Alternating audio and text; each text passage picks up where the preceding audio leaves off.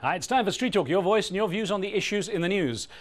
For the first time in its history, the Arab League will meet with Israel to discuss a sweeping peace plan. Egypt and Jordan are sending their foreign ministers to Israel on behalf of the Arab League to discuss what is known as the Arab Peace Initiative. It calls for all Arab states to establish full diplomatic ties with Israel in exchange for a full Israeli withdrawal to the 1967 borders. The League also wants to push Tel Aviv to revive peace talks with the Palestinian President Mahmoud Abbas in the belief that negotiations on the creation of a Palestinian state could prevent further support for Hamas. Shadab in Doha in Qatar has little faith in what the visit can change on the ground. The meeting will achieve nothing because Israel has no inclination to resolve the issue, and neither does it have any respect for the Arab world. Israel would only consider it to be a victory of sorts, as it would see the Arabs as a defeated lot knocking at its door for mercy. Amir in Morocco doesn't believe the Arab League is the right representative to deal with the Palestinian-Israeli conflict. Only the West pays attention to a pathetic organization like the Arab League. They have done nothing to help those in Iraq or those in Palestine. It's always been a non-entity and will continue to be so. Joan in Virginia in the US believes both sides need to bury the hatchet once and for all. So much blood has been spilt and people traumatized on both sides that it is hard to see how anything can come of this. Everyone, Hamas, Zionists, moderates, need to start fresh and say the past is going to be forgotten. Let's make a multi-ethnic region work based on peace and economic prosperity for all. Imagine there's a half-ton, probably angry, bull chasing you down the street. But it's okay, this is all part of the Spanish pastime of bull running. Traditionally, it's the macho men evading the sharp horns, but now women are demanding their own version of the encierro, complete with cows instead of bulls. Women have actually been allowed to take part in the San Fermin bull running for some years, but they still represent a tiny minority of the thousands of runners who attempt to dodge bulls along an 800-meter course through the streets of Pamplona. Some students who have launched an advocacy website say it's only logical that women should have their own bull run. What a moving idea. Honey in California is a bit more ambitious than her female counterparts and says, instead of wanting cows to run, I would rather see women running the world.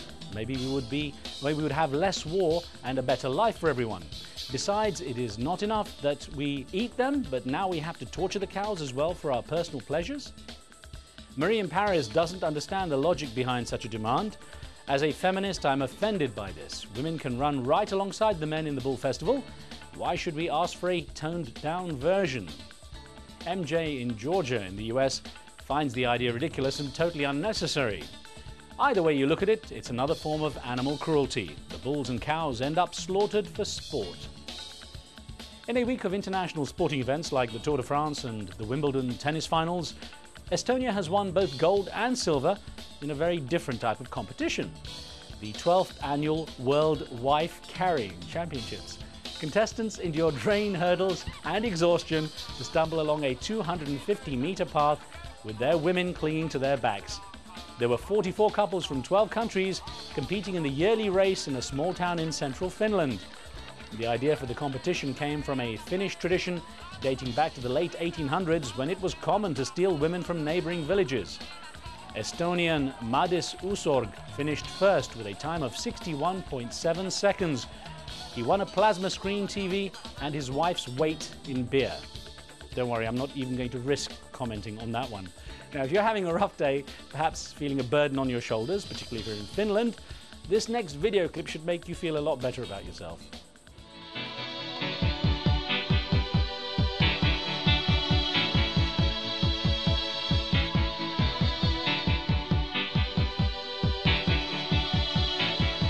The heart is a balloon, shoots up through the stony ground. There's no room, no space to rent in this town. You're out of luck, and the reason that you had to care, the traffic is stuck, and you're not moving anywhere.